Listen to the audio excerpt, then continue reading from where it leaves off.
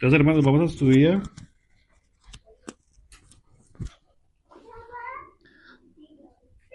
y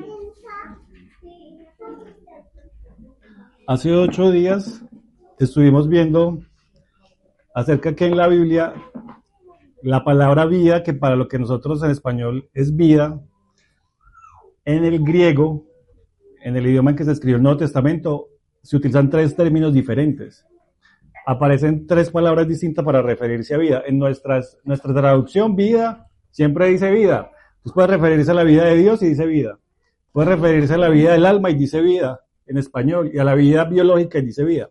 Pero en el griego son 3 palabras distintas. Entonces hay una que es para la vida biológica, que es la palabra bios, que es de donde viene toda la biología, lo que decimos biodiversidad, todo el biólogo, porque es el estudio de los seres vivos. Entonces esa palabra bios hace referencia a vida, a seres vivos. Entonces las plantas, nosotros tenemos vida bios. Tenemos la vida del cuerpo, ¿sí?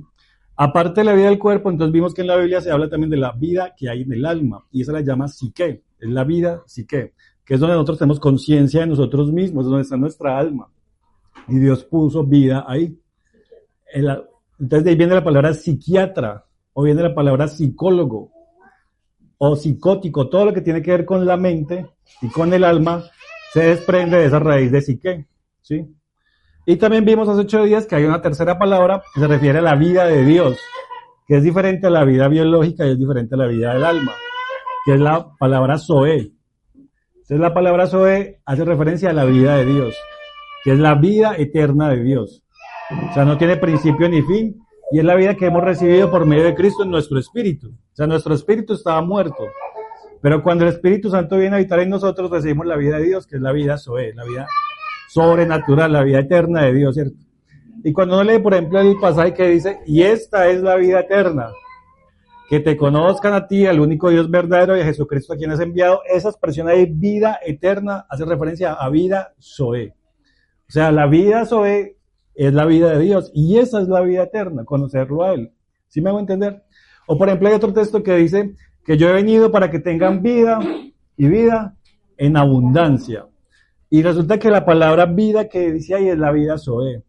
O sea que lo que Jesucristo vino a hacer es darnos su vida, su propia vida, en abundancia para que Él habite en nuestro espíritu. No una vida material, porque uno muchas veces escucha personas que dicen, no, si Dios dice que vino a darnos vida en abundancia porque tenemos tantas necesidades, pero resulta que ahí se está refiriendo a la vida Zoe. O sea, la vida de Dios, Dios quiere suministrárnosla y dárnosla en abundancia, y que habite en nuestro espíritu, eso es lo que Él quiere hacer. Y también leemos en otra parte que decía que la vida no consiste en acumular riquezas. Y ahí vimos las raíces, ese día yo les mostré cómo se comparaba el texto en inglés con respecto al griego, y uno veía ahí las palabras. Y aparece que esa expresión es vida Zoe, y dice, la vida Zoe no consiste en acumular riquezas. O sea, la vida que Dios nos está dando no consiste en que tengamos cosas materiales, sino que Él sea en nosotros. Eso lo vimos hace 8 días. Entonces hoy vamos a ampliar, porque así como hemos venido estudiando que tenemos espíritu, alma y cuerpo, y hemos visto las funciones, así como hay vida en el espíritu, que es la vida que Dios nos da, la vida Zoe, y hay vida en el alma, que es la vida psique, y hay vida en el cuerpo, que hay vida biológica. Asimismo, la salvación que Dios nos ha provisto es una salvación tan grande y tan completa que abarca el espíritu, el alma y el cuerpo. Y los abarca en diferentes momentos y con diferentes funciones. Entonces vamos a ver eso acerca de la salvación. Vamos a Romanos capítulo 5. Vamos a ver hasta dónde alcanzamos hoy. Y si no, continuamos dentro de 8 días porque quiero que leamos varios pasajes. Romanos capítulo 5.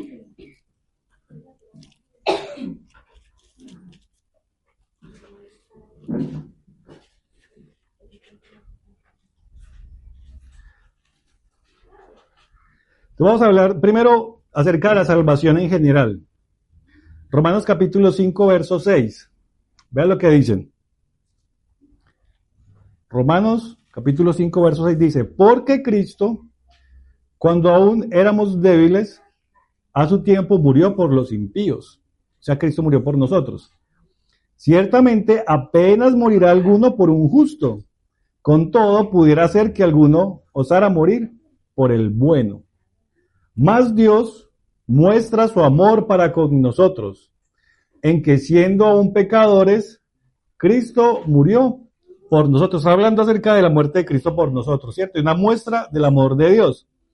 Dice ahí en el 9, pues mucho más, estando ya justificados en su sangre, por él seremos salvos de la ira. Entonces miren esa expresión. Vamos a hablar de la salvación. Salvos de la ira. Entonces por un lado, habla de la ira, y esa ira es la ira de Dios, ¿cierto? O sea, Dios está irado con el hombre. Y de manera justa está irado con el hombre porque el hombre dejó sus caminos, dejó sus principios, le daba la espalda, el hombre le dio la espalda a Dios y decidió por sí mismo salirse del plan de Dios. Entonces Dios dijo, la paga del pecado es la muerte, ¿cierto? Como el hombre decidió alejarse de Dios, hacerlo a su propia manera, comer del árbol de la ciencia, del bien y del mal, y luego que fue expulsado del huerto del Edén, cuando por ejemplo con Caín le dice, Caín, esta es la ofrenda que deberías de hacer, y Caín no lo hace, sino que va y mata a Abel. O sea, el hombre por sí mismo decidió no seguir a Dios. Entonces, como consecuencia de todo eso y de todo el pecado y toda la maldad que hay en medio de nosotros, Dios está irado. Porque Dios es un Dios santo y nos ha dado a su Hijo. Y como no hemos recibido a su Hijo, muchos no lo han recibido y no lo han aceptado, pues Dios tiene una ira santa y justa en la que Él va a condenar a aquellos que no hayan aceptado a su Hijo. Entonces, aquí está hablando que seremos salvos de la ira. O sea, Dios tiene una ira santa, en el sentido de que es justa. Nosotros nos airamos, y ustedes pueden notar que cuando nosotros tenemos ira, es porque una injusticia ha pasado. O sea, la ira está relacionada con la justicia.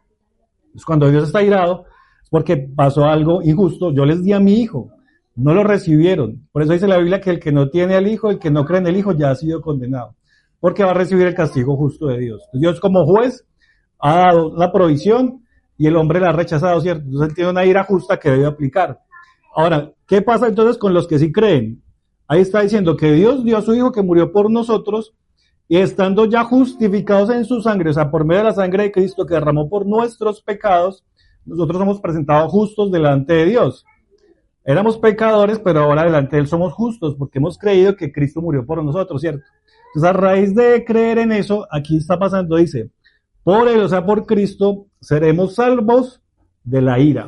O sea que hay una salvación. La primera aspecto que estamos viendo es que vamos a ser salvos o somos salvos de esa condenación eterna que Dios va a aplicar cuando su ira va digamos que a descargarla completamente porque el hombre ha pecado, ¿cierto? Nosotros seremos salvos de esa ira porque hemos creído en Cristo. Entonces eso es un primer aspecto de la salvación y eso lo llamamos la salvación jurídica, en el sentido de que nosotros siendo culpables se nos ha imputado ahora libertad de ese cargo porque somos salvos y ya no tenemos que pagar la pena correspondiente a ese pecado que hemos cometido. ¿Sí me hago entender? Jurídicamente hablando, pues las abogadas nos pueden ayudar, es como nos están atribuyendo una inocencia porque alguien más pagó por ese pecado que por el que nosotros éramos condenados. ¿Sí me hago entender? Eso se conoce como la salvación jurídica. A nosotros los culpables se nos imputó ahora inocencia porque un tercero pagó por nuestros pecados. Entonces la salvación jurídica. Pero miren lo que pasa ahora en el 10. Porque siendo enemigos, fuimos reconciliados con Dios por la muerte de su Hijo. Claro, nosotros antes éramos enemigos, estábamos lejos de Él. Y ahora, mucho más, estando reconciliados, entonces miren lo que dice ahora. Éramos enemigos y ahora estamos reconciliados con Dios. Y ahora estamos, digamos que en paz con Dios. Y miren la expresión que dice, mucho más estando reconciliados, seremos salvos por su vida.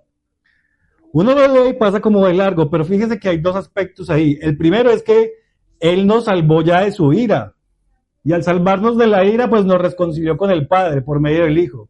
Ahora digamos que somos sus hijos, somos cercanos a Él, somos amigos de Él. Ahora ya no nos ve como enemigos ni como aquellos imputados que íbamos a recibir la descarga de su ira.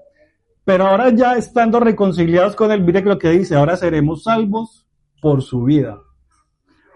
O sea, si antes ya nos salvó, ahora dice que vamos a ser salvos por su vida. ¿Sí ven el detalle? O sea que uno lo puede leer como rápido y cree que es lo mismo, pero son dos aspectos distintos. El primero que se refiere a la salvación de la ira es la salvación imputada a nosotros, que es la salvación jurídica. Pero ahora ya, siendo nosotros amigos de Dios, reconciliados con Él, ahora vamos a ser salvos por su vida. Eso quiere decir, o eso se conoce como la salvación orgánica.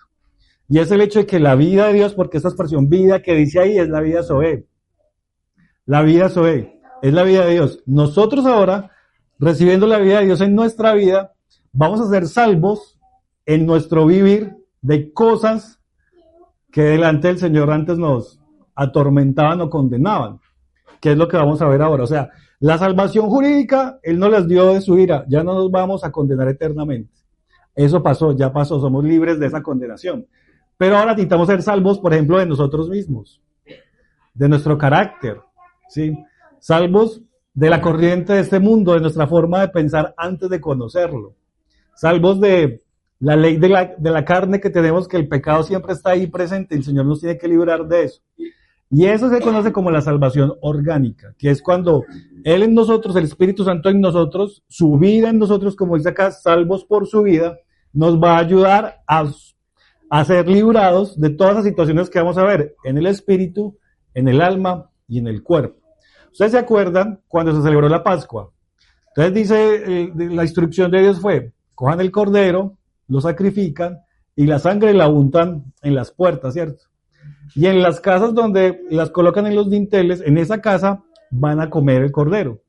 Y yo esa noche voy a pasar y donde esté la sangre yo voy a pasar. Eso significa Pascua, ¿cierto? Pasar por alto. Pero donde no haya sangre, entonces ahí voy a matar a todos los primogénitos, de animales o de personas. Entonces pasa que ahí se dan los dos aspectos de la salvación. Cuando ellos colocaron la sangre así en los postes y pasó el Señor haciendo su juicio, donde había sangre no hubo muerte, porque ahí ya había muerto el cordero, ¿cierto? Esa es la salvación jurídica. Hubo un inocente que ya murió en ese lugar, no tenemos que ir a matar a alguien más. Pero aparte de que el Señor dijo que pusieran la sangre ahí en la puerta, el Señor también dijo que el cordero lo tenían que comer. O sea que, aparte de que el cordero murió y derramó su sangre, el cordero también había que comerse. Y entonces ese inocente que los estaba librando de la condenación, ahora tenía que suministrarlo en su cuerpo.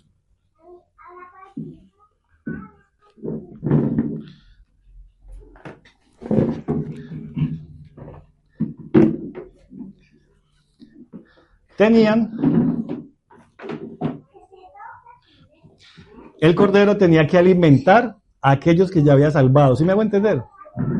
Entonces mire que ahí se dan los dos aspectos. El aspecto jurídico es, ya murió uno, aquí no vamos a hacer juicio. Ya se cumplió, ¿cierto? Pero el aspecto orgánico es, a estos que salvé, ahora tengo que alimentarlos para que puedan estén capacitados de poderme servir y obedecer. ¿Sí me hago entender? Para que tengan la vida suya. Claro, para que tengan la vida suya, o sea, para que la vida de Dios esté puesto en ellos. Por eso el Señor decía que en el nuevo pacto Él iba a venir a escribir en la tabla de nuestro corazón, lo leímos, ¿cierto? Y que Él iba a poner su espíritu dentro de nosotros, esa es la vida orgánica en nosotros. Porque la jurídica es, listo, delante de Dios ya no tenemos culpas, pero ahora viene a vivir en nosotros. Veamos otro pasaje relacionado en Efesios. Y necesitamos los dos aspectos, porque uno nos libra de la condenación, pero el otro nos capacita para poder servir al Señor. Miren lo que dice Efesios capítulo 2. Que esto lo conocemos harto.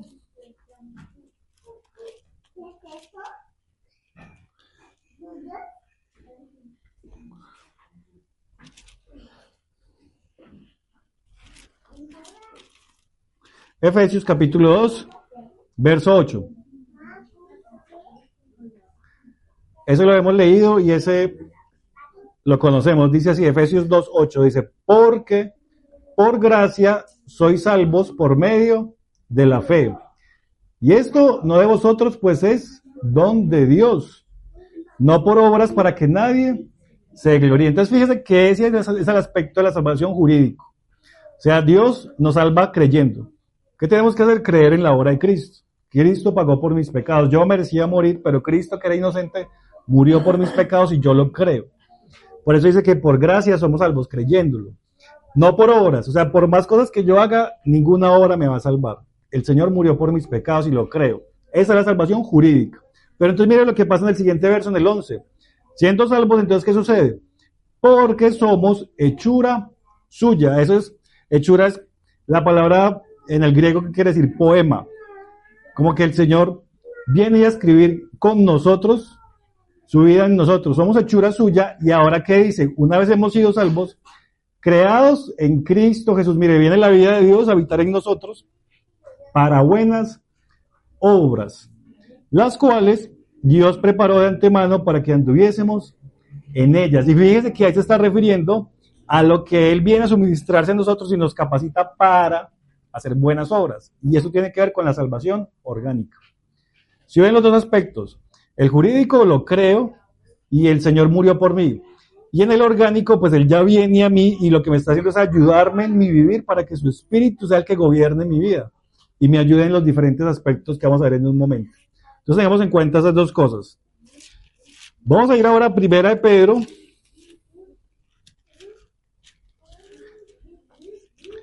Sabiendo que tenemos esos dos aspectos, vamos a ver en Primera de Pedro, capítulo 1, donde también se menciona acerca de la salvación.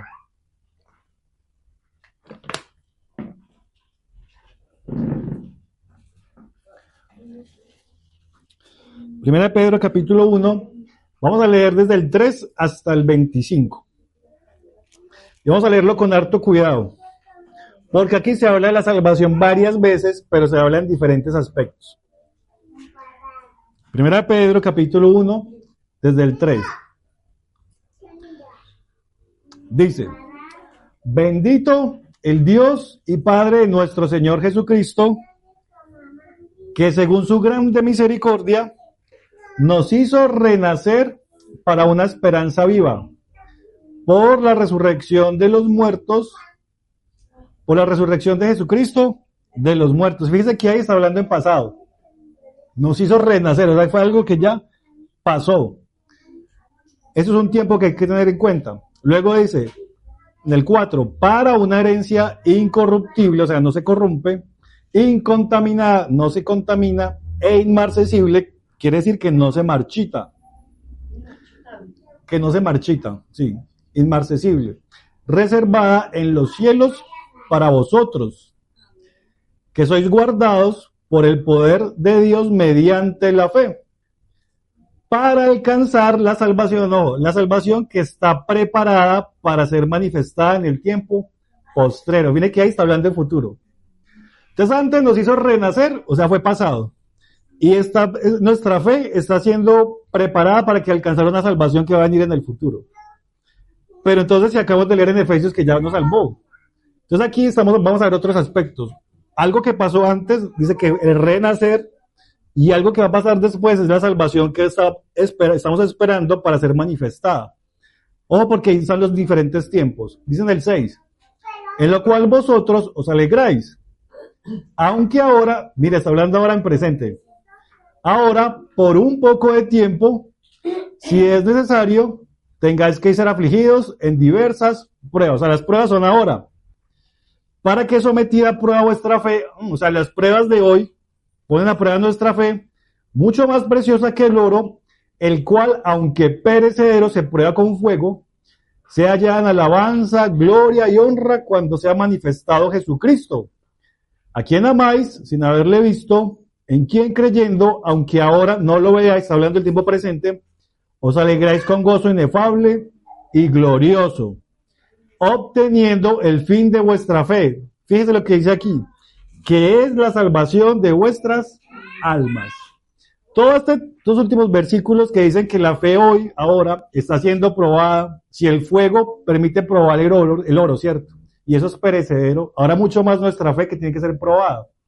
Que las aflicciones que estamos pasando son para probar nuestra fe, el tiempo presente. Y todo eso tiene un fin, dice ahí, obteniendo el fin de vuestra fe. O sea, lo que estamos viendo en el presente, ¿qué fin tiene? Que es la salvación de vuestras almas. Entonces fíjese lo que dice ahí, porque uno lo lee rápido y no lo capta, pero está diciendo, en el principio dijo, nos regeneró, o sea, eso ya pasó. Luego dice, estamos esperando la salvación que el Señor nos va a manifestar, o sea, que va a pasar algo en el futuro. Y luego dice que el fin de la fe que tenemos hoy tiene como objetivo la salvación de nuestras almas. Entonces hay una salvación que ya pasó, hay una salvación que va a pasar y hay una salvación que está pasando ahora. Son tres aspectos. No quiere decir que no vamos a ser salvos, porque ya vimos en los pasajes anteriores que hemos sido salvos jurídicamente. Jurídicamente ya el Señor pagó por nuestros pecados y somos libres de la ira. Pero acuérdense que hay una salvación orgánica. O sea, el Señor tiene que venir a habitar en nosotros para ayudarnos a ser salvos de, que es lo que vamos a estudiar ahora. Entonces hay tres momentos. En el pasado ya pasó algo, en el futuro va a pasar y en el presente está sucediendo una cosa. Y aquí lo está diciendo. Lo que está pasando hoy en día con nuestro vivir, dice acá, el fin de nuestra fe es la salvación de nuestras almas. Sigamos leyendo ahí, en el 10. Los profetas que profetizaron de la gracia destinada a vosotros, inquirieron y diligentemente indagaron acerca de esta salvación. Mire, está hablando de la salvación. Escudriñando qué persona y qué tiempo indicaba el Espíritu de Cristo que estaba en ellos, el cual anunciaba de antemano los sufrimientos de Cristo y las glorias que vendrían tras ellos. A esto se les reveló que no para sí mismos, sino para nosotros, administraban las cosas que ahora os son anunciadas por los que os han predicado el Evangelio por el Espíritu Santo enviado del cielo, cosas en las cuales anhelan mirar los ángeles. Por tanto, ceñid los lomos de vuestro entendimiento, sed sobrios, y miren lo que dice ahí, y esperad por completo en la gracia que os traerá cuando Jesucristo sea manifestado. Otra vez habla en futuro. O sea, el Señor cuando venga va a disponer de algo para nosotros, va a haber una salvación cuando Él venga.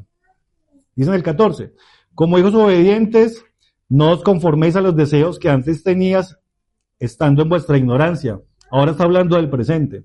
Sino como aquel que os llamó es santo, sed también vosotros santos en toda vuestra manera de vivir. O sea que está hablando en el presente. En el presente tenemos que tener un comportamiento, santificarnos para el Señor. Porque escrito en el 16, porque escrito está, sed santos, porque yo soy santo. Entonces decir, como que no, el Señor ya me salvó de la ira, entonces yo puedo hacer lo que quiera. El Señor ya nos salvó de la ira, ya lo vimos, la salvación jurídica, pero el Señor nos está diciendo que seamos santos como Él es santo. O sea que el Señor nos está pidiendo que nuestro comportamiento hoy tiene que tener una manera. Claro, tiene que tener una manera. Y acabamos de leer que el fin de nuestra fe es la salvación del alma. O sea, lo que está en juego hoy en día con nuestro comportamiento y con nuestra fe tiene que ver con la salvación del alma. Porque el Señor ya pagó por la salvación que nos regaló. Por eso decía que fuimos regenerados. Eso ya pasó. El Señor nos regeneró cuando creímos en Él. Pero ahora en nuestro vivir está en juego nuestra alma, con lo que decidimos, con lo que pensamos. No vamos a perder la salvación jurídica porque ya la tenemos. O sea, ya el Señor no nos va a imputar la condenación eterna. Pero sí está en juego la salvación del alma. Entonces sigamos ahí mirando. Digamos en el 16. Porque escrito está, sed santos porque yo soy santo. 17. Y si invocáis por Padre aquel que sin acepción de personas juzga según la obra de cada uno. Fíjese lo que está diciendo, la obra de cada uno, o sea que tiene que ver con el alma, con las decisiones. Conducíos en temor todo el tiempo de vuestra peregrinación. Está hablando del presente. O sea que nuestro vivir debe ser con temor delante de Dios porque Él va a juzgar nuestro vivir. Eso tiene que ver con el hoy, con el que cada uno hace y lo va a juzgar individualmente. Dice en el 18, sabiendo que fuisteis rescatados de vuestra vana manera de vivir. Entonces miren lo que está. ¿Cuándo fuimos rescatados? Pasado. Fuimos rescatados, eso ya pasó. Fuimos rescatados de vuestra vana manera de vivir. ¿Cómo nos rescató el Señor? La cual recibiste de vuestros padres, no con cosas corruptibles como oro y plata. O sea, nuestros padres no tuvieron que pagar como un dinero para que fuéramos salvos. Dice en el 19, ¿cómo nos rescató? Sino con la sangre preciosa de Cristo, como de un cordero, sin mancha y sin condenación. Mire que eso pasó. O sea que eso es pasado. El rescate que Él pagó por nosotros. Dice en el 20, ya destinado desde antes de la fundación del mundo, pero manifestado en los postreros tiempos por amor de vosotros, y mediante el cual creéis en Dios, quien le resucitó de los muertos y le ha dado gloria, para que vuestra fe y esperanza sean en Dios. Dice en el 22, habiendo purificado vuestras almas. Entonces mire que habla del alma. ¿Cómo purificamos el alma? por la obediencia a la verdad. ¿Sí se fijan? Eso es tiempo presente. Todo lo que vamos a leer relacionado al alma es tiempo presente. O sea que tiene que ver con nuestras decisiones, tiene que ver con nuestros pensamientos, tiene que ver con nuestra acción. El Señor nos salvó, tenemos la salvación, no nos va a condenar eternamente. Pero nuestra alma está en juego. Estamos en este momento con lo que decidimos si obedecemos o no, tiene que ver con nuestra alma. Exactamente. Tiene que ver con nuestra decisión. Entonces aquí dice, purificando vuestras almas por la obediencia a la verdad, mediante el Espíritu, para el amor fraternal no fingido, amados unos a otros entrañablemente de corazón puro, siendo renacidos, hablando del renacimiento, del nacer de nuevo, no de simiente corruptible, sino de incorruptible, por la palabra de Dios que vive y permanece para siempre. Vamos a dejarlo hasta ahí. Pero fíjese, yo les invito a que ustedes lean ese pasaje otra vez luego y se den cuenta que ahí menciona varios tiempos. Menciona cosas que ya pasaron, que tienen que ver con la obra de Cristo y lo que Él ha hecho en nosotros. Cosas que van a pasar que tienen que ver con la venida de Cristo. Y cosas que actualmente están pasando en nosotros, que es las pruebas que nuestra fe las que nuestra fe está siendo sometida tienen que ver con la salvación del alma. Y ahí lo dice claro. El fin de vuestra fe es la salvación de vuestras almas. ¿Sí? Entonces, con esto vamos a ver cada una de esas partes. Vamos a mirar lo primero relacionado al espíritu. Vamos a ir a Tito. Tito, capítulo 3.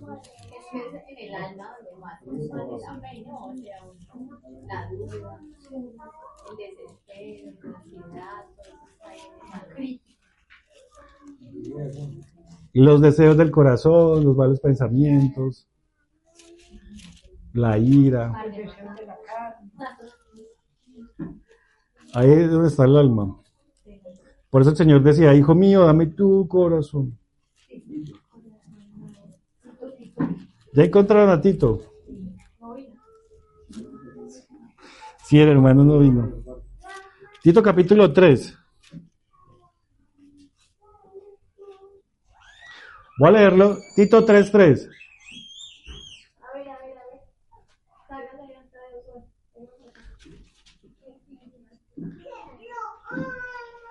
Dice así. Tito 3:3. ¿Lo tenemos? Listo, dice. Porque nosotros también éramos en otro tiempo insensatos, rebeldes, extraviados, esclavos de concupiscencias y deleites diversos, viviendo en malicia y envidias aborrecibles y aborreciéndonos unos a otros. Eso éramos antes, ¿cierto? 3:3. Pero cuando se manifestó la bondad de Dios, nuestro Salvador, y su amor para con los hombres, entonces mire lo que hizo acá. ¿Qué hizo Dios? Nos salvó. En el 5, ¿cierto? 3:5. Nos salvó. ¿Cómo nos salvó? No por obras de justicia que nosotros hubiésemos hecho. Por eso en Efesios leímos que somos salvos por gracia, por la fe, no por obras. ¿Cómo nos salvó? Sino por su misericordia. Y entonces mire que aquí aparece un primer aspecto del Espíritu. Por el lavamiento de la regeneración. Entonces eso es un primer aspecto, el lavamiento de la regeneración. Sucede entonces que el Señor lo que hizo es cuando nosotros creímos, Él nos imputa la salvación jurídica, pero entonces ahora viene y nos limpia. Como hablamos que la sangre nos limpia, ¿cierto?, de todo pecado.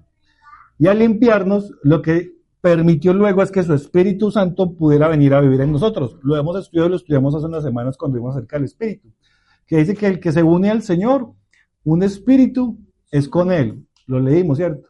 También dice la Biblia, el Espíritu Santo da testimonio a nuestro espíritu. O sea que el Espíritu está hablando a nuestro espíritu. Da testimonio de que somos hijos de Dios.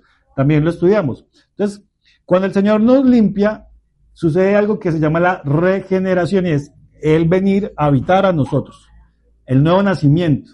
Cuando le dice el Señor a Timoteo, Jesús le dijo a Timoteo, que todo lo que es nacido de la carne es, ¿cierto? Pero lo que es nacido del Espíritu, Espíritu es. Timoteo no entendía que era nacer de nuevo y le pregunta cómo vamos a volver a meternos al vientre de la madre y todo eso. Entonces Jesús le dice, no, hay que nacer es desde el Espíritu. El Espíritu, o sea, el Espíritu Santo viniendo a habitar en nosotros. Eso se llama la regeneración. En 1 Pedro, hace un momento lo leímos. Dice que fuimos renacidos. O sea que eso ya pasó. Entonces la salvación de nuestro espíritu es algo que ya pasó. Es el Espíritu Santo vino a habitar en nosotros y nuestro espíritu fue renovado. Recibimos la vida divina de Dios, la vida Zoe, y Él ahora vive en nosotros. Nuestro espíritu en ese aspecto está salvo ya, porque Él habita ahí. ¿Qué tenemos que hacer nosotros? Solo creerlo.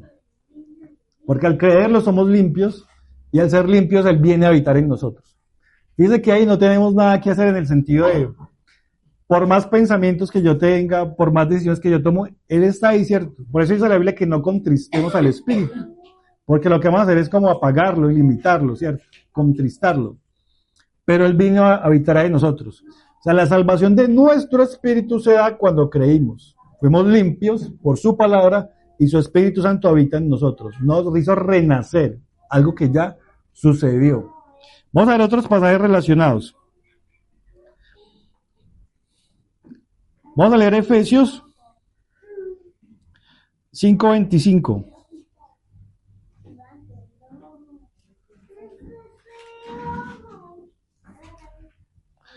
Efesios 5:25. Y ya volvemos a Tito.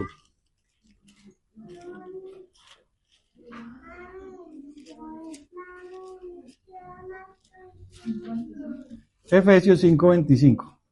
Ahorita volvemos a Tito.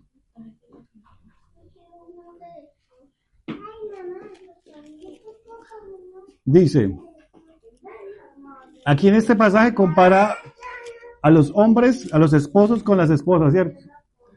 Y compara al esposo con Cristo y a la esposa con la iglesia. Entonces dice así, Efesios 5:25, maridos, amad a vuestras mujeres como Cristo amó a la iglesia y se entregó a sí mismo por ella. Ahí la está comparando. Y miren lo que dice, ¿cómo santifica Cristo la iglesia en el 26? Se entregó por ella para santificarla, habiéndola purificado en el lavamiento del agua por la palabra. O sea que lo que el Señor hizo con su iglesia, similar a lo que acabamos de leer en Tito leímos que Él nos salvó. Dice, no por obra, sino por el lavamiento de la regeneración en Tito. Y aquí está diciendo que el Señor nos ha santificado y que nos ha purificado por el lavamiento del agua por la palabra. O sea, la palabra del Señor nos limpia. Eso es lo que nos purifica. ¿Ustedes se acuerdan cuando el Señor fue a lavarle los pies a los discípulos? ¿Sí se acuerdan? Entonces el Señor le iba a lavar los pies, pero eso era un trabajo muy humillante porque lo hacían normalmente los criados, ¿cierto? Los esclavos del lugar. Y entonces el Señor se va a limpiar los pies y Pedro que le dice, no, Señor, no, ¿cómo va a hacer esto, cierto? Y el Señor que le dice, Pedro, es necesario que yo te limpie. Ah, entonces báñame. Y miren lo que le contesta, leámoslo en Juan 13. Porque eso tiene que ver con el lavamiento. Juan, capítulo 13.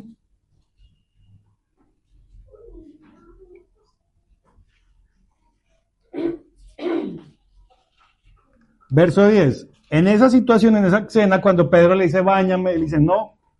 Vea lo que le contesta el Señor. Juan 13:10 le dice, Jesús le dijo, el que está lavado no necesita sino lavarse los pies, pues está todo limpio.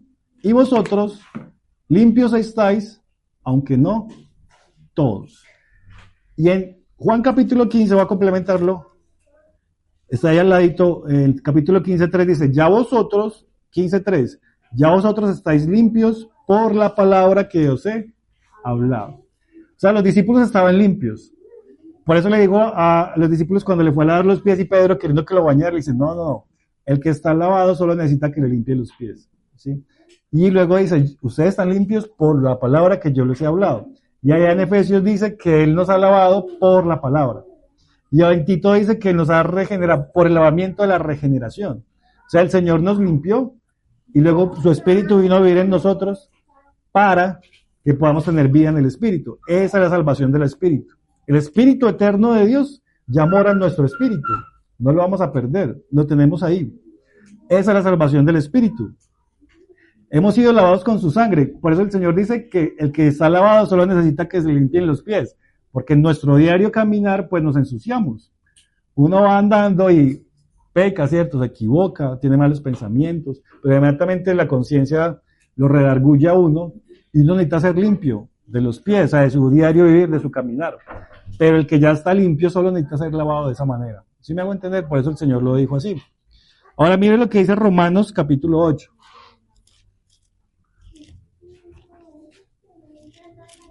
Romanos capítulo 8, verso 10.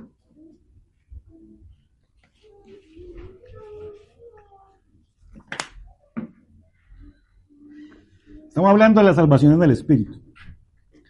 8:10 dice, pero si Cristo está en vosotros, el cuerpo en verdad está muerto a causa del pecado, mas el Espíritu vive a causa de la justicia.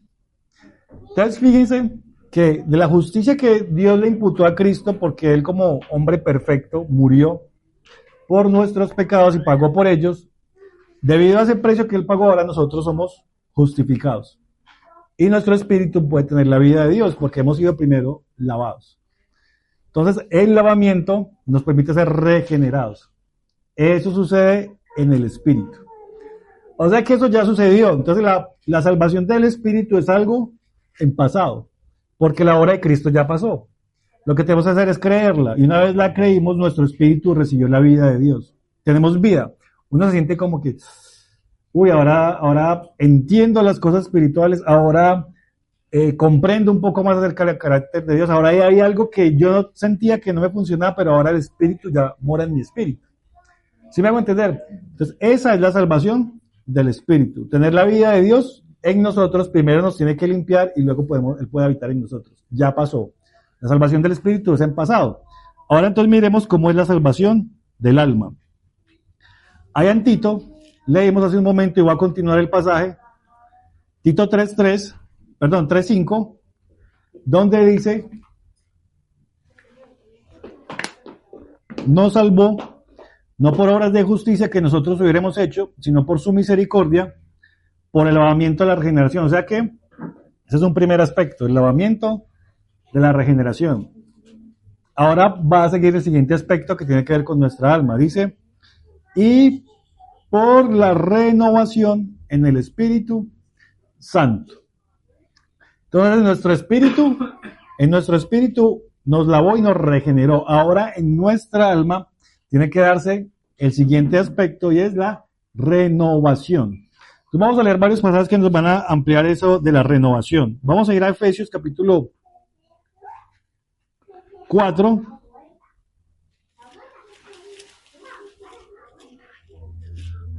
Efesios capítulo 4. Desde el 22. Ya vimos el alma, algo que ya pasó en la regeneración. Ahora vamos a ver, ya vimos lo del espíritu, ahora vamos a ver lo del alma. 4:22 dice, Efesios 4:22, en cuanto a la pasada manera de vivir, despojados del viejo hombre, que está viciado conforme a los deseos engañosos. Ahora, ¿cómo nos despojamos del viejo hombre? Dice ahí, en el 23, y renovados en el espíritu de vuestra mente. Y vestidos del nuevo hombre, creado según Dios en la justicia y santidad de la verdad. Entonces, fíjense cómo ocurre en el alma. O cómo ocurre, luego que tenemos la salvación en nuestro espíritu, mira lo que pasa ahora en el alma. Renovados en el espíritu de vuestra mente. Allá en Tito leímos que decía, y la renovación en el espíritu. O sea que la renovación ocurre acá, dice, en el espíritu de nuestra mente. Nuestra mente tiene que ser renovada. Leamos otro pasaje, Romanos, capítulo 12.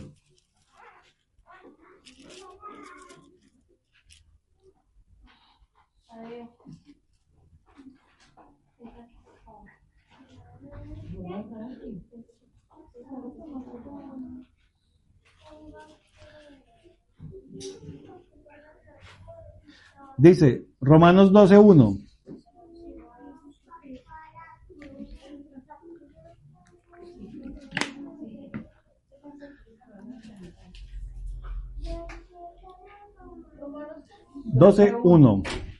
Dice, así que hermanos, os ruego por las misericordias de Dios que presentéis vuestros cuerpos en sacrificio vivo, santo, agradable a Dios, que es vuestro culto racional. Luego dice en el 2, no os conforméis a este siglo, sino transformados por medio de la renovación de vuestro entendimiento, para que comprobéis cuál sea la buena voluntad de Dios, agradable y perfecta. O sea que la mente, que es el entendimiento, tiene que ser renovada.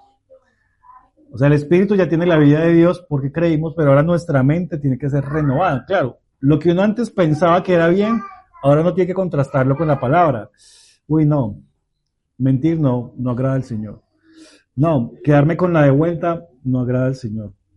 Pasarme el semáforo en rojo incluso, estoy transgrediendo la ley, eso no honra al Señor. Tratar a mi familia de esta manera, no, o sea, la mente tiene que ser transformada, ¿sí? Y al ser transformada es un proceso que ocurre en nuestra alma, porque lo vimos hace unas reuniones. Según lo que uno piensa, luego siente, ¿cierto? Y según lo que piensa, luego decide. Y eso ocurre en la mente, y es en el alma. Entonces nuestra mente tiene que ser transformada. Tenemos que comenzar a leer la palabra y conocerla, para saber cuál es la voluntad de Dios. Tenemos que comenzar a conocer el carácter de Dios, pero es algo que ocurre en el alma y es un proceso, porque eso no es instantáneo. Uno cree en el Señor y uno, bueno, comienza a sentirse mal porque ya la conciencia comienza ahí a aprobarlo o a reprobarlo. Y uno comienza a darse cuenta que hay cosas que uno antes pensaba que estaban normales delante del Señor, no le honran. Uno comienza a darse cuenta que es necesario reunirse, que hay que amar a los hermanos. Entonces todo eso comienza en la mente a uno. ¿Cómo trato a mis hijos, cierto? ¿Cómo trato a mi pareja? Tantas situaciones y tienen que ser renovadas en la mente. Y eso tiene que ver con la salvación en el alma. Que nuestra mente comience a ser transformada y cambiada no según el mundo, porque acá por eso le está diciendo en el 2, que no nos conformemos a este ciclo, o sea, la corriente que hay en el mundo. O sea, ya no me lleno tanto de lo que dice la televisión, ¿cierto? Lo que veo en el mundo, sino que ahora me voy a llenar de la palabra del Señor y Señor, muéstrame cuál es tu verdad. Yo aquí, ¿qué estoy haciendo mal? Ya no me voy a hablar mal de los vecinos o de mi propia familia, ¿cierto? O a criticar o al chisme, a murmurar. No, porque eso no agrada al Señor. Entonces mi mente tiene que ser transformada. Y eso no ocurre de la noche a la mañana, sino que es un proceso. Entonces eso tiene que ver con la salvación en el alma. Miremos, por ejemplo, otro pasaje en Lucas 21, relacionado a la salvación en el alma. Lucas 21.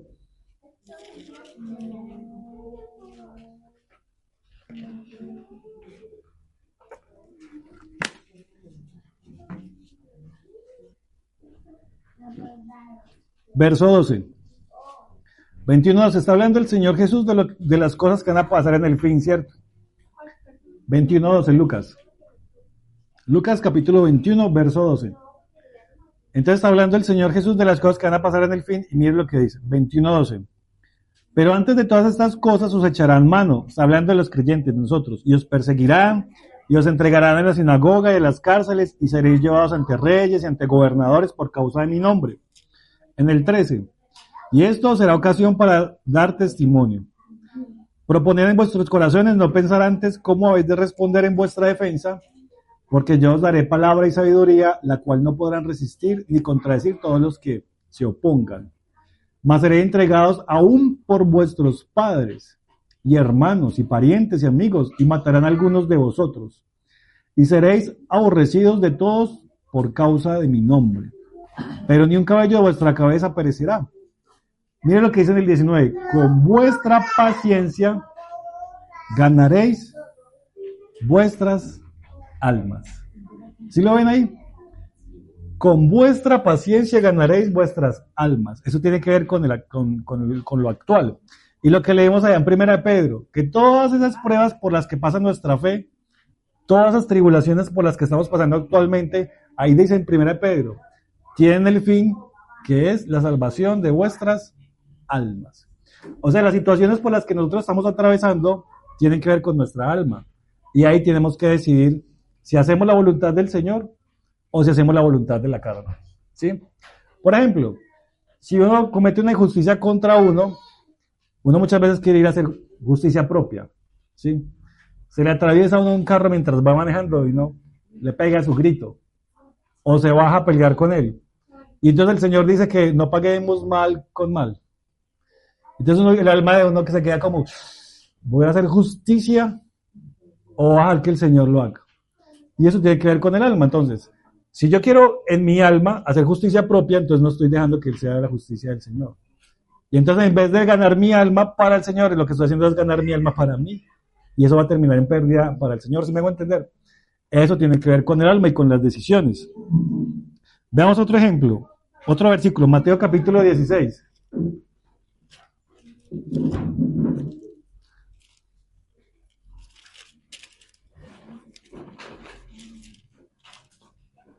Mateo capítulo 16, verso 24.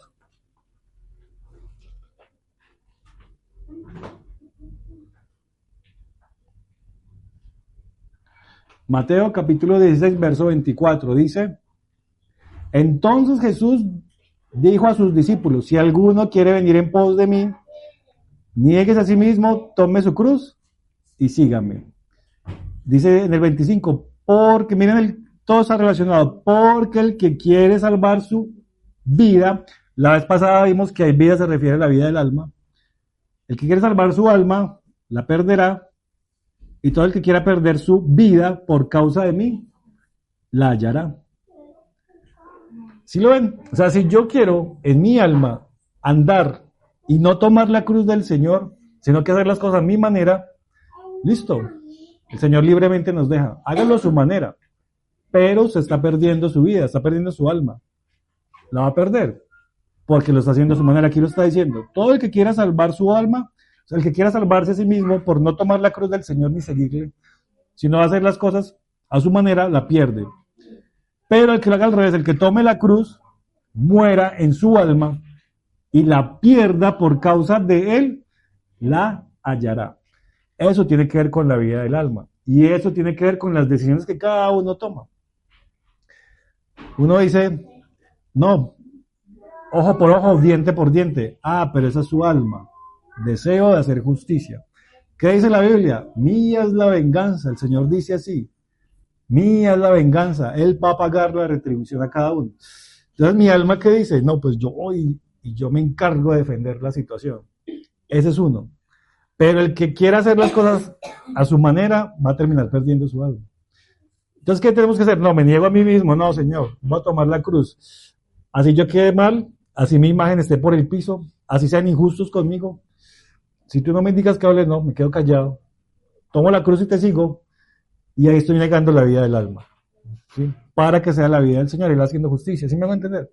Entonces, la vida del alma tiene que ver con que nuestros deseos sean crucificados, nuestra independencia, para que sea el espíritu que ya está en nosotros el que nos gobierne. Eso tiene que ver con la vida del alma.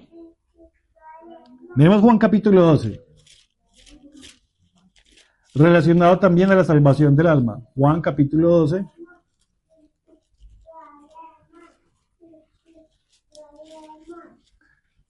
Verso 24.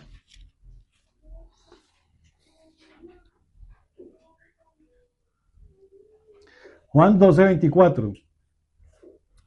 Dice, de cierto os digo, que si el grano de trigo no cae en la tierra y muere, mire, está hablando de la muerte, queda solo, pero si muere, lleva mucho fruto. Y dice en el 25 relacionado, el que ama su vida, la vez pasada vimos que esa es la vida del alma, o sea, el que ama su alma, la perderá. El que aborrece su alma en este mundo, para vida eterna la guardará. La vez pasada vimos las palabras ahí. Las dos primeras se refieren al alma, vida del alma, pero la última se refiere a la vida eterna, a la vida sobre de Dios. Entonces, el que primero se deje gobernar por su alma, por sus deleites, por lo que dicen las emociones, por lo que quiera ser independiente del Señor, termina perdiendo el alma. Pero el que se niega a sí mismo y a raíz del Señor decide no dejarse llevar por sus sentimientos, por sus emociones, por sus pensamientos, sino que decide negarse a eso, entonces dice, que la va a guardar para vida eterna. Eso tiene que ver con la salvación del alma. Eso tiene que ver con el hoy. Entonces la salvación del espíritu ya pasó. La salvación del alma es hoy, en el diario vivir. Lo que estemos haciendo cada uno de nosotros cuando venga el Señor nos va a juzgar. Porque dice, he aquí, vengo yo y mi galardón conmigo para dar a cada uno conforme a su obra. O sea, el Señor va a venir a juzgar la obra de cada uno. No quiere decir que va a perder la salvación que ya vimos, porque la condenación eterna no la vamos a tener. Somos salvos de la ira. Pero sí, el Señor va a juzgar la obra de cada uno, lo que cada uno haya hecho con su alma. Entonces, de acuerdo a lo que cada uno ha hecho con su alma, el Señor va a dar galardones o coronas o posiciones de autoridad en su reinado.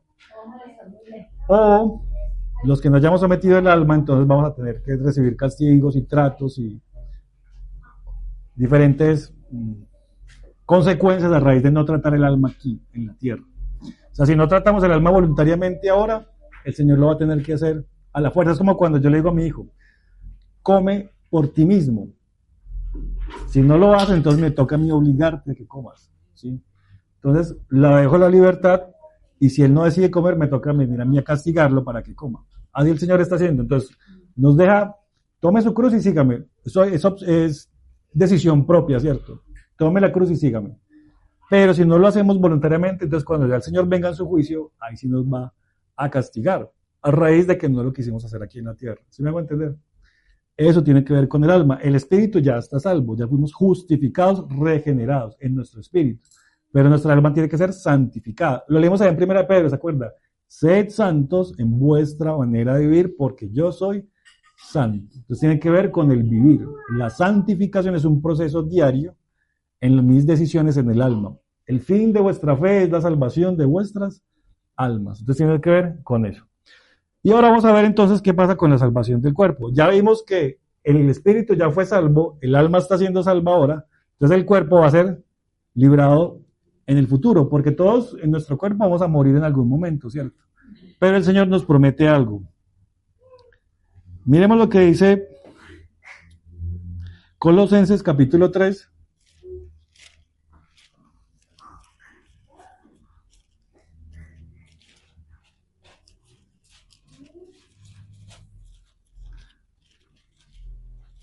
Voy a leerlo 3 desde el 1 al 4.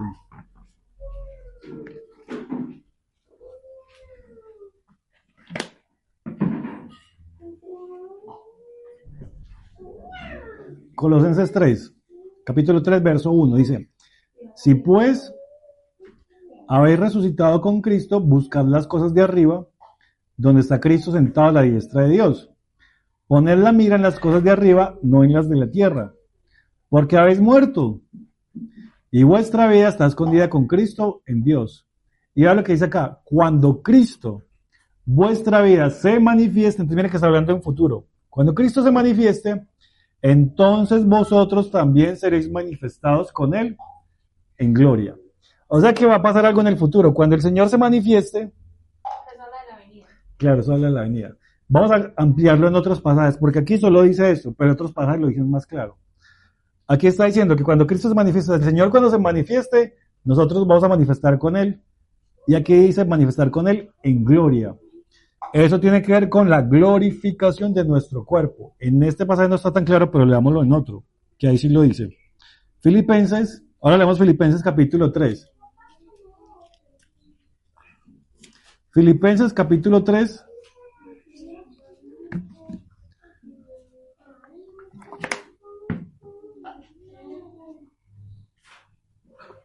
Filipenses capítulo 3, verso 20.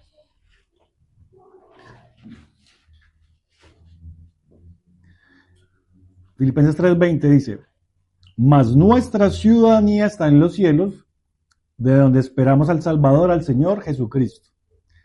Mire lo que pasa en el 21, el cual transformará en futuro el cuerpo de la humillación nuestra, o sea, este cuerpo, que es un cuerpo de humillación, porque nuestro cuerpo se enferma, es pecaminoso, se deteriora, van pasando los años y cada día se pone peor.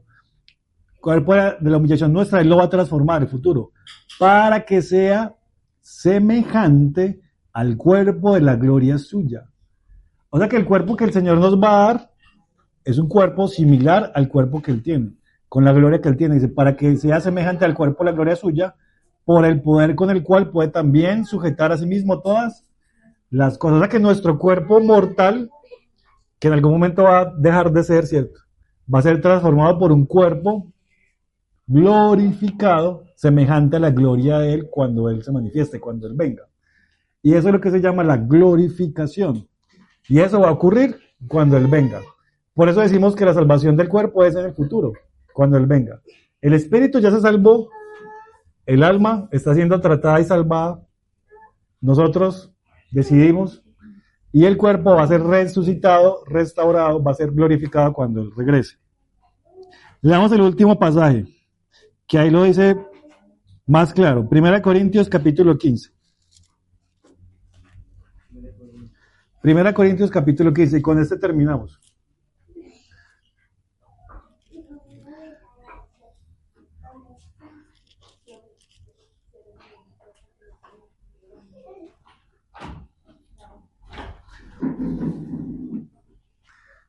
Entonces, 1 Corintios capítulo 15, voy a leerlo desde el verso 35. Y vamos a leerlo todo porque nos va a dar un contexto mucho más claro de lo que estamos hablando acerca del cuerpo. 1 Corintios 15, 35. Entonces, para resumir, el espíritu ya fue salvo por la obra de Cristo, fuimos limpios y hemos recibido la vida de Dios en nosotros, en nuestro espíritu. El espíritu ya fue salvo, pasado. El alma en el presente está siendo tratada para ser salva. Eso lo podríamos ver después, porque si no la tratamos ahora, el Señor luego va a tener que darnos conforme a las obras. ¿Se acuerdan que en 1 Corintios dice que la obra de cada uno va a pasar por fuego? ¿Sí lo han leído? El fundamento es Cristo y cada uno sobre edifica en Cristo. Entonces la obra de cada uno va a pasar por fuego. Lo que se haya edificado con oro, plata y piedras preciosas, cuando pasa por el fuego, no se pierde, sino que se purifica.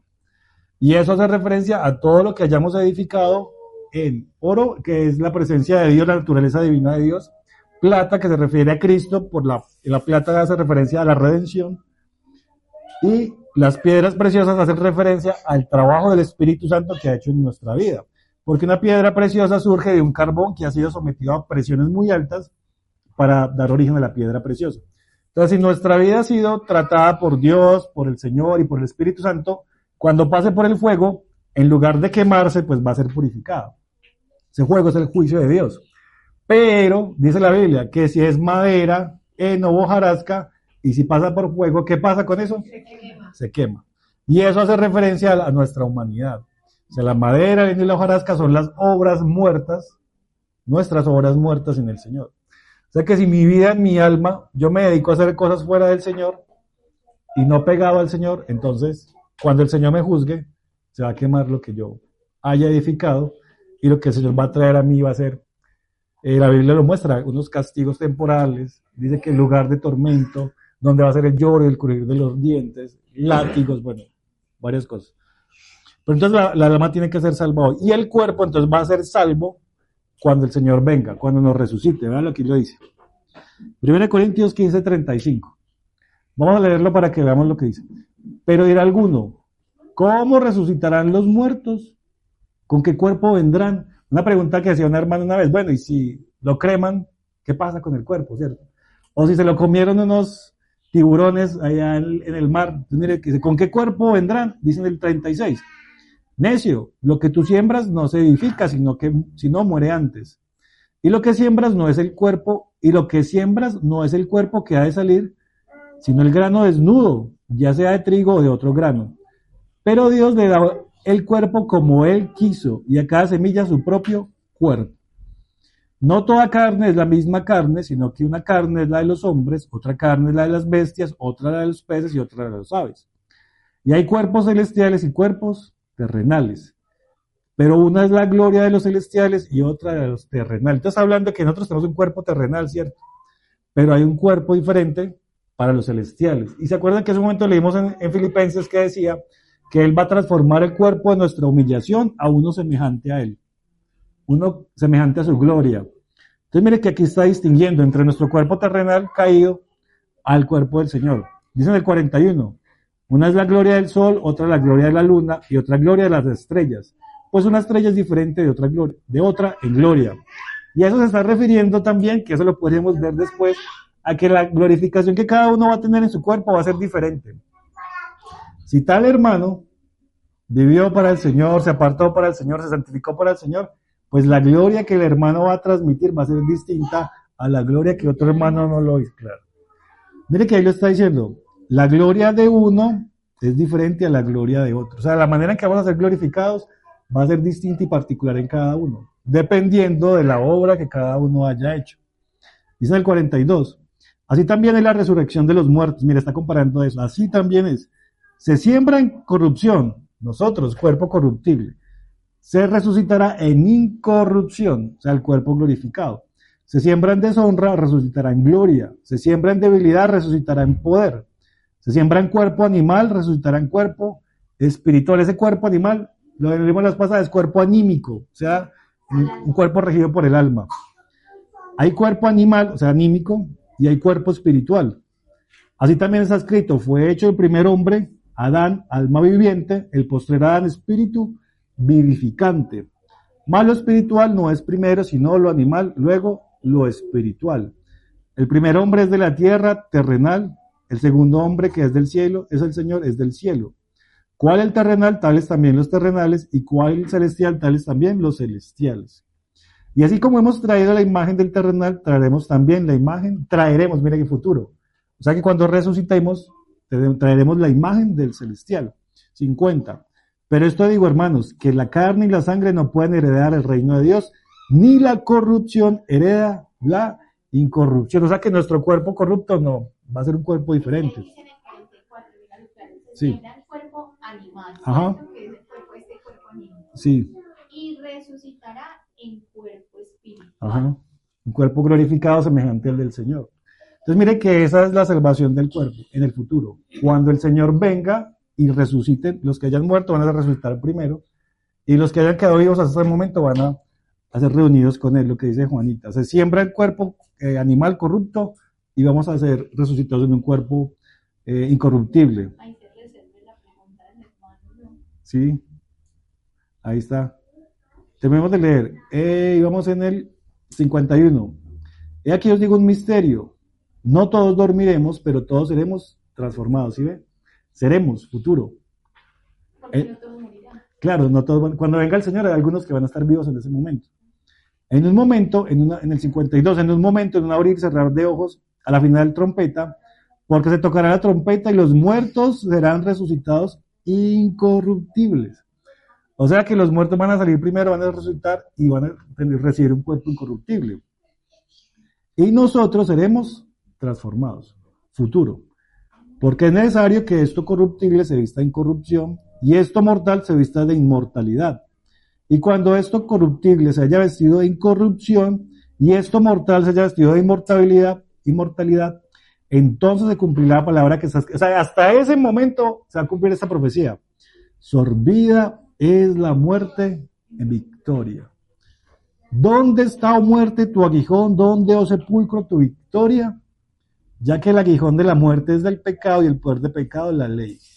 Mas gracias sean dadas a Dios que nos da la victoria por medio de Jesucristo, Señor Jesucristo.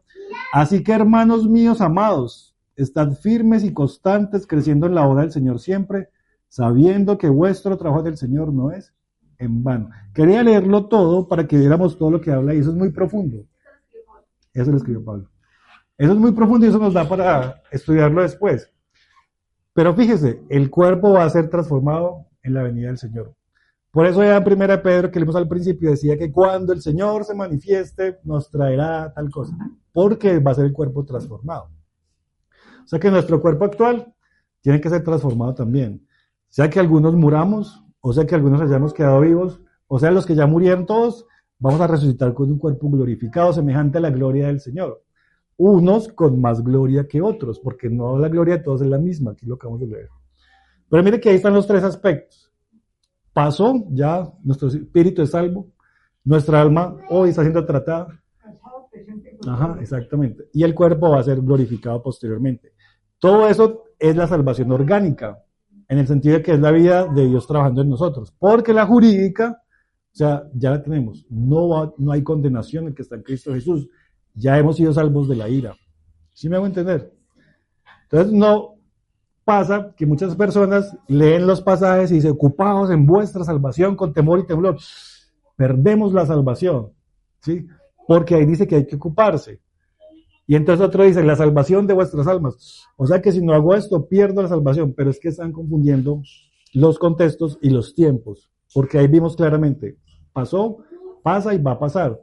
Y también vimos que ya fuimos salvos por la obra de Cristo. Entonces son todos aspectos que hay que tener presentes para tener la seguridad de que somos salvos en el Señor, pero que actualmente hay una responsabilidad nuestra. O sea, no podemos andar viviendo en gracia como hay una secta, que entonces porque ya somos salvos, hagamos lo que queramos. Mire que lo leímos. El que quiera ganar su vida, la va a perder. ¿Sí? Y el que aborrece su vida, la va a ganar, va a hallar vida eterna. Entonces todo eso está relacionado.